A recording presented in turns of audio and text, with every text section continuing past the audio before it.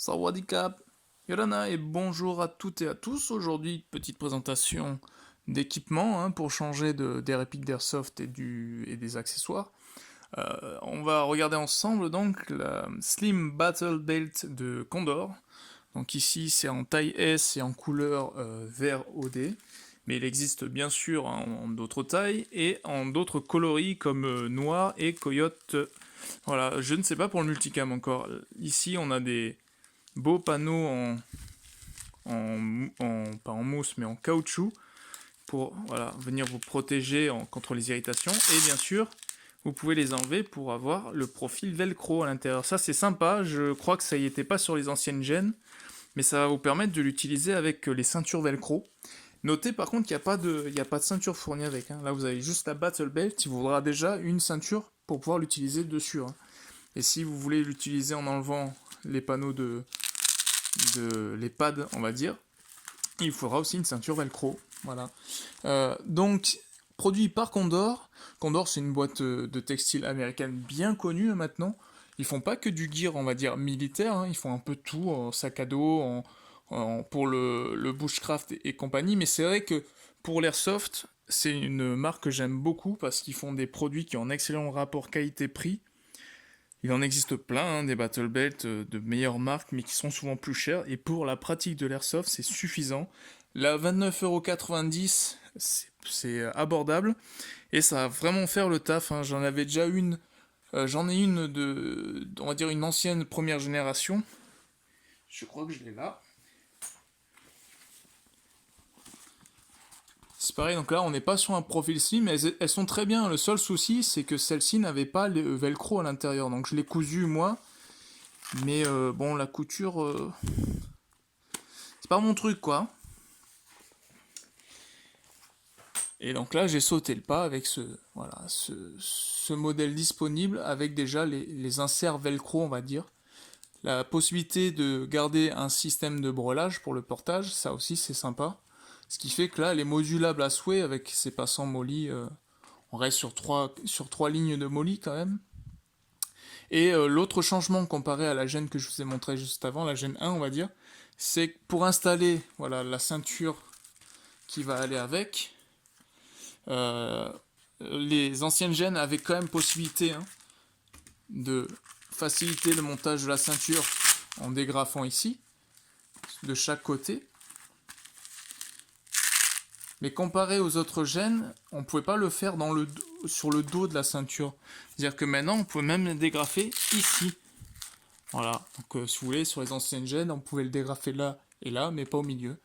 Et ils ont quand même gardé les ouvertures, on va dire. Alors, je vais y arriver. Les ouvertures sur les extrémités, en bas de la ceinture. Si vous voulez intégrer directement un système pour le holster, voilà. On pouvait l'intégrer directement dans votre battle belt. Plutôt que de devoir la mettre sous votre ceinture, sous celle-là, là, celle que vous maintenez à votre pantalon. Après, ça crée trop de pression, c'était irritant, c'était pas terrible. Là, vous la mettez dedans et vous avez votre holster ici. Sinon, après, si vous avez un adaptateur molly pour les holsters, ben voilà, c'est réglé. Mais grosso modo, l'avantage premier, moi, ce qui m'a séduit sur ce modèle-là, c'est la possibilité de mettre une ceinture velcro. Donc c'est un truc, je crois, qui a été repris de l'ISPC, donc du tir sportif.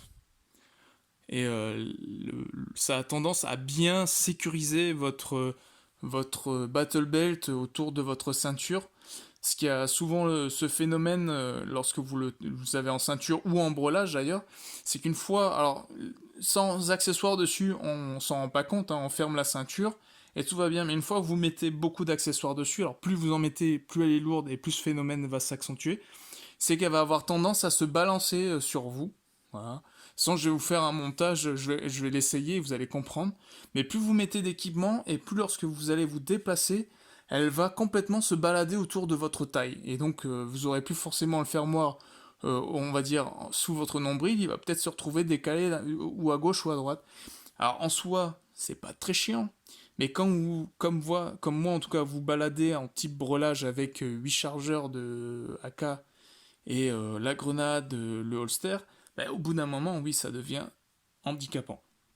Mais cela dit, c'était jouable. Voilà, maintenant, moi, ce que j'aime avec ce système-là, c'est que ça devrait pouvoir pallier et associer le meilleur des deux. Un profil slim, possibilité de le garder en battle belt classique ou en brelage, et la possibilité de mettre une ceinture velcro, tout en ayant voilà, les ouvertures présentes ici pour intégrer des holsters dans la battle belt sans venir manger de la place sur les mollets. Déjà, c'est bien. Tuto montage. Bah déjà, on dégrafe le dos pour mettre sa ceinture. C'est comme en voiture. Oh, je me tue avec mes blagues tout seul comme un gros. Voilà. Easy.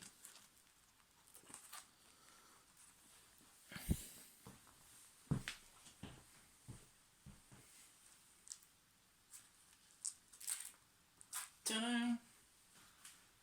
Alors, pour installer cette ceinture, vous n'avez besoin d'aucune compétence particulière. Il vous faut cependant trouver la ceinture installée dedans. Ça, c'est à vous de le faire. Elle ne sera pas fournie avec. Ensuite, au niveau de la coupe, il n'y a pas de particularité. Voilà, si vous avez le cul plat, ça se verra, quoi. Ensuite, petit truc à faire attention, si, peut-être que ça se voit déjà, voilà. Plus la ceinture que vous allez installer dedans est large, mieux c'est, parce qu'elle va mieux occuper l'espace qu'il y a dans son logement. Cependant, vous pouvez sûrement après mieux caler la ceinture dans son emplacement. Essayez de mordre le velcro ici et là pour bloquer cette ceinture. Voilà déjà.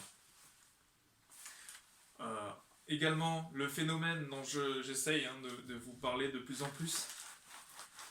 Voilà. Donc dites-vous que là je force un peu le trait, je force un petit peu ce balancement. Mais si vous jouez, suivant la façon dont vous jouez, si vous vous mettez à courir, et l'équipement que vous portez, donc plus l'équipement sera lourd et disposé sur les côtés, en même temps c'est normal, c'est là où vous allez les mettre, il y aura ce phénomène, plus ou moins, suivant votre équipement et votre façon de progresser.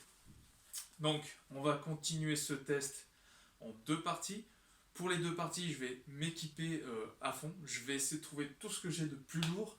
Je vais essayer bien sûr d'occuper tous les espaces molles et également utiliser les découpes qu'ils ont effectuées sous les flancs là.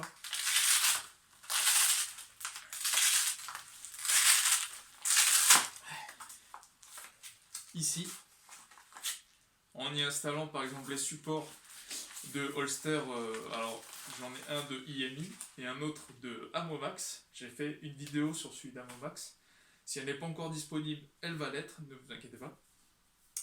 On va voir du coup tout ce qu'on peut avoir comme potentiel avec cette ceinture derrière sur les côtés. Et il y aura une partie de ce test avec la ceinture velcro et une partie sans. Voilà, comme ça on verra la différence au niveau du comportement que ce Slim Battle Belt va vous offrir. Ensuite, moi je commence à me faire mon petit pelage d'hiver, on va dire. Peut-être que si vous êtes plus ou moins velu pour l'hiver, la ceinture bougera peut-être moins, ça j'en sais rien. Mais depuis la double pizza d'hier soir, je dois avouer que j'ai de la peine à fermer la ceinture. Voilà. Ça, c'est fait. Allez, on va s'équiper, on revient tout de suite. Bien, on va attaquer la première partie de ce comparatif.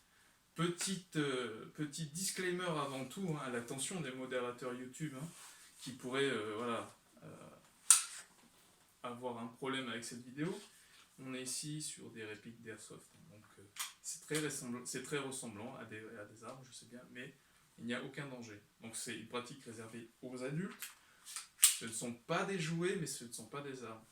Voilà. Qu'il n'y ait pas d'amalgame, qu'il n'y ait pas de problème. On s'imagine tous être des ingénieurs, des experts en armes à feu, c'en est pas. Voilà. Pas de panique. Bien, alors, pour la première partie, je disais, j'ai équipé ma Battle Belt comme un porte-avions. J'ai mis tout ce que je pouvais en accessoires. Je les ai tous mis ensemble. Et d'ailleurs, il y a quelques inconvénients et on va les voir ensemble aussi. J'ai également mis le harnais. Donc c'est un harnais de la marque Condor également. Sur les 4 points, ça permet quand même de mieux répartir le poids, de mieux le contenir sur une partie dominicale. Déjà, c'est bien. Alors sur une OP, c'est encore mieux. Toujours est-il que là, cet équipement n'est pas associé avec la petite ceinture velcro dont je vous ai parlé. Donc là, on est sur un emport quand même relativement conséquent. Pour l'instant, je n'ai que 6 chargeurs parce qu'il y a 2 endroits où j'en ai mis qu'un.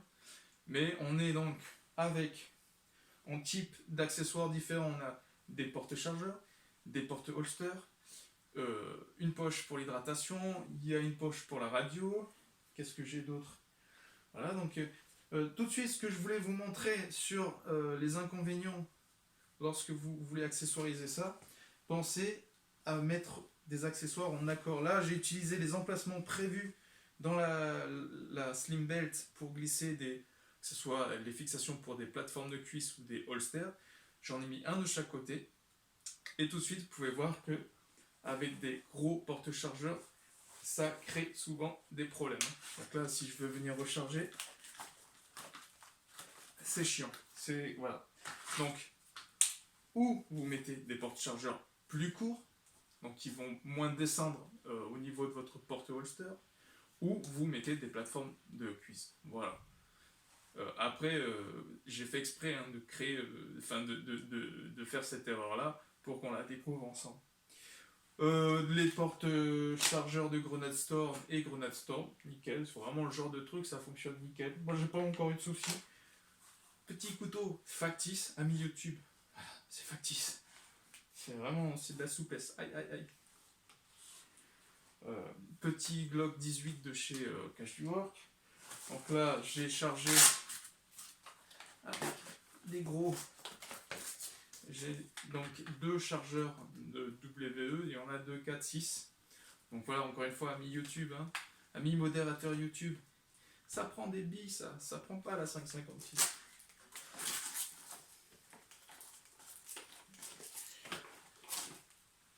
Bon, les traditionnels kill flag, voilà, un de chaque côté, on sait jamais, des fois il y en a, vous avez beau le mettre sur la tête, il vous tire dessus quand même.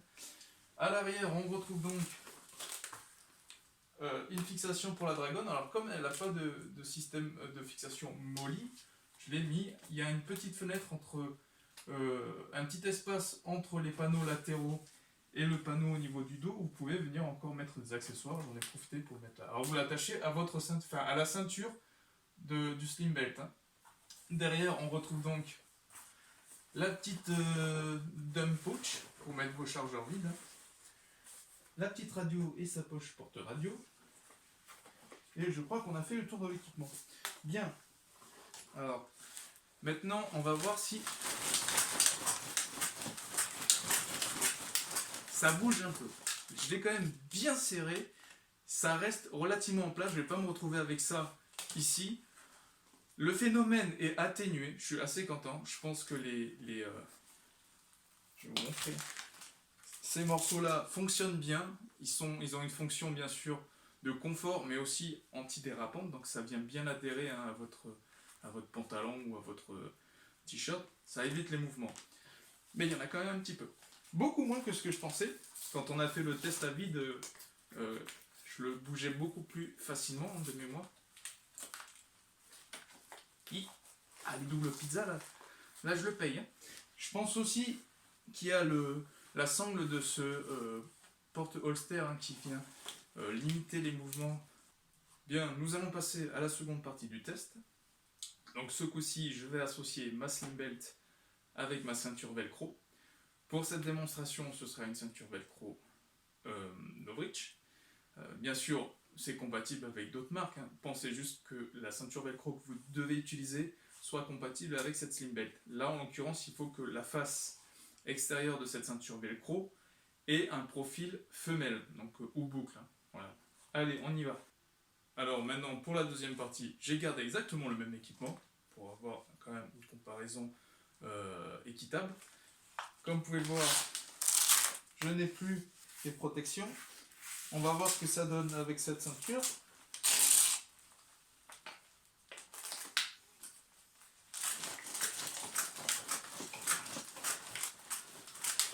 a rien de sexuel dedans, je vous assure. Eh ben, moi j'ai l'impression que ça se déplace moins, je le ressens moins au niveau du glissement du pantalon. Il y a toujours un peu de jeu, mais je pense que suivant le pantalon que vous utilisez, la largeur des passants, ça peut déjà être... Voilà. Il y a peut-être sur le gear que vous portez quelques améliorations à faire au niveau de la largeur des passants, mais en règle générale, c'est plutôt pas mal. Alors, bon là, je vais être dans le cadre, après je suis pas très grand. Alors, c'est un petit peu moins confortable, je dois l'avouer, qu'avec les protections. C'est moins confortable qu'avec ces petites protections qu'il y a à l'intérieur. Mais il y a une meilleure adhérence. Alors après, il n'y a pas 100% de différence entre avant et après. Il y a une nette amélioration. Ce qu'il faut faire, bien sûr, c'est transposer ce test-là en partie réelle. Malheureusement, on est toujours dans un contexte de pandémie sanitaire, donc entre tous les variants qu'il y a, je ne sais pas s'il y aura toujours des parties en cours au moment où je pourrais essayer cet ensemble. Mais dès que j'ai suffisamment de retours dessus, dès que j'ai fait un bon rétexte, je le communiquerai dans la description. Hein. Mais en tout cas, ça a l'air prometteur. Alors bien, on a vu à peu près au niveau de ce comparatif avec, sans le velcro.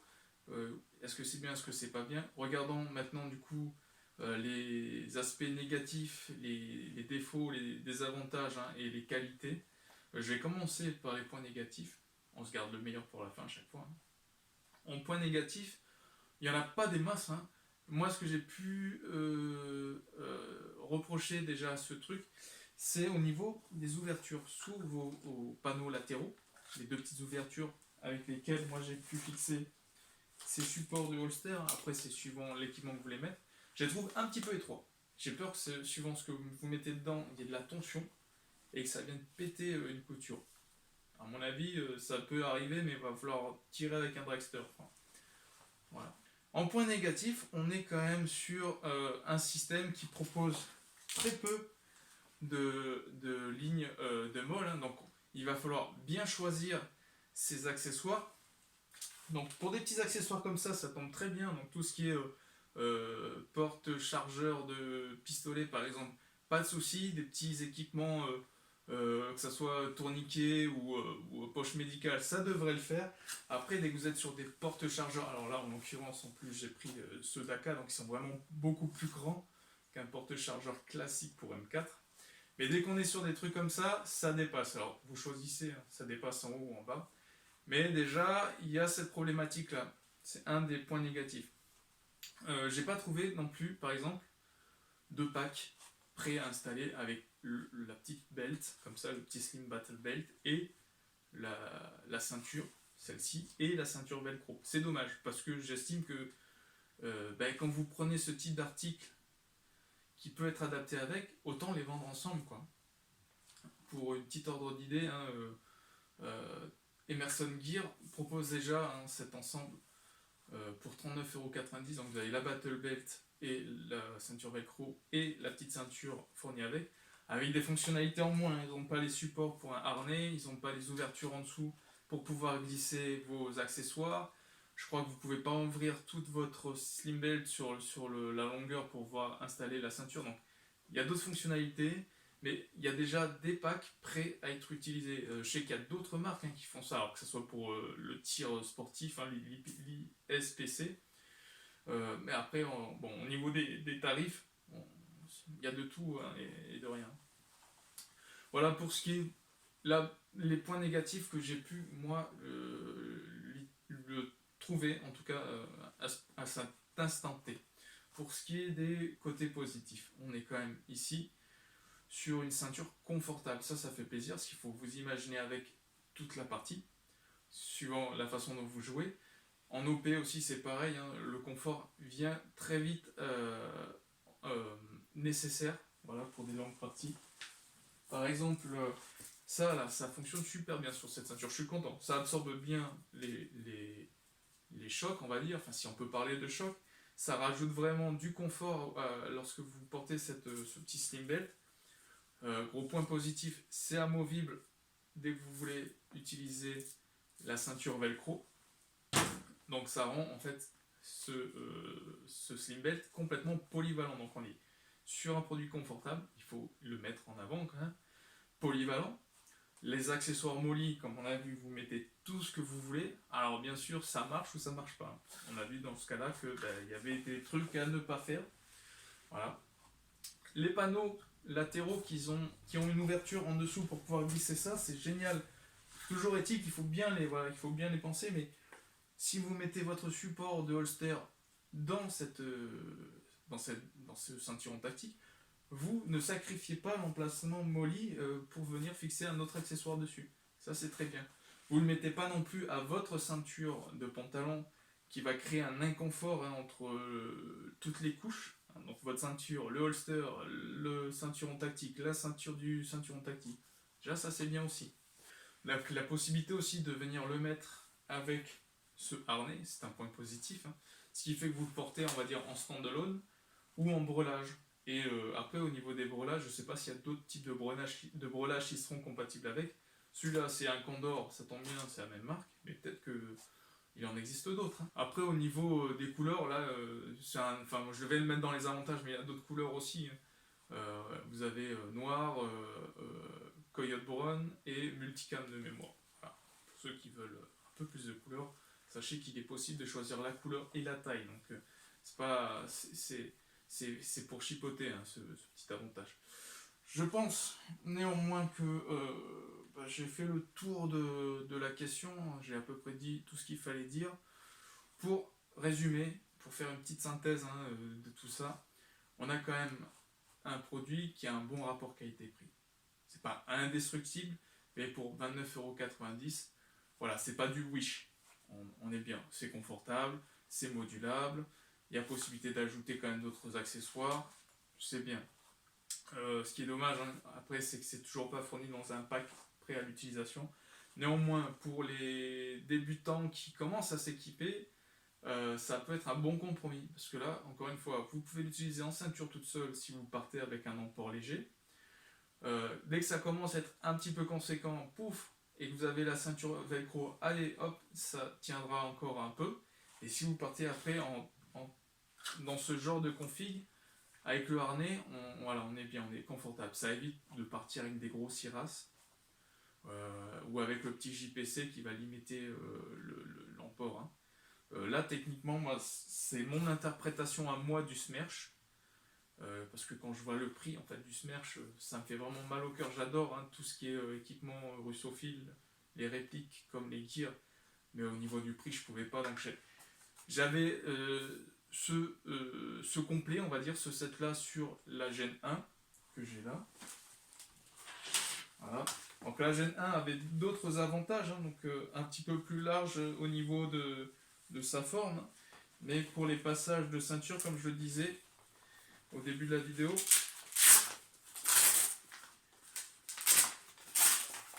seuls les panneaux latéraux, donc les deux qui sont là, étaient démontables. Au milieu, c'était à vous de venir. Alors des fois ça marche, des fois ça marche pas. Mais après, voilà, il n'y avait pas de velcro. Donc vous voyez, moi j'ai collé du velcro, mais ça marchera pas. Il faudra venir coudre. Donc voilà, c'était à peu près pour le même prix en plus, la Gen 1. Ça reste quand même un bon produit. Voilà, toujours est-il que ma vidéo touche à sa fin. Je vous souhaite une bonne journée. On se retrouve à la prochaine vidéo. Nana.